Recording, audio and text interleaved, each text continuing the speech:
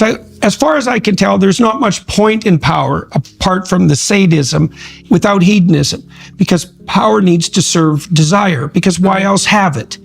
Okay, so then the question is, you might say, well, the power serves my desires. But then there's a problem there. Nietzsche pointed to this, by the way, back in the mid-1800s. He said, well, when you say my or when you say I, you're assuming some sort of a priori unity that's transcendent, that isn't self-evident, even though you think it is. So you might say, well, I want my desires to be requited, and that's a focus on me. But what you're doing is you're identifying the I or the me with the desire.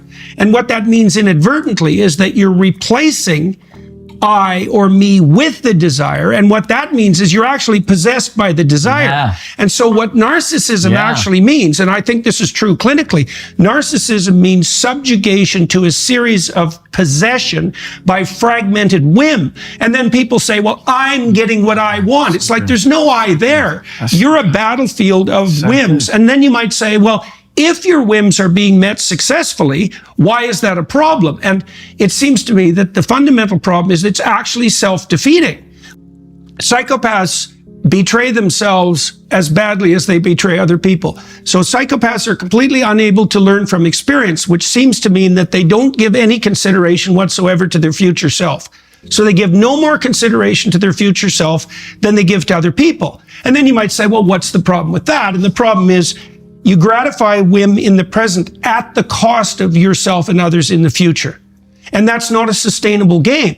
Did you know that people who consistently give in to short-term desires are significantly more likely to experience long-term dissatisfaction? A 2018 study from the Journal of Personality and Social Psychology found that individuals with low self-control reported higher levels of regret and lower overall well-being. This isn't just about willpower, it's about identity. Are you truly in control of your desires, or are they controlling you? In a fascinating discussion, Jordan Peterson dives deep into the nature of power, desire, and self-control. He challenges the modern assumption that fulfilling our whims leads to happiness, arguing instead that surrendering to impulse erodes identity itself. This conversation forces us to confront a difficult question. If we define ourselves by our desires, are we truly ourselves, or are we just slaves to passing whims? We live in a culture that glorifies instant gratification. Social media, fast food, and dopamine-driven entertainment all encourage us to indulge now, worry later. But as Peterson points out, this mindset leads to a fragmented self, one that isn't unified, but merely a battlefield of competing impulses.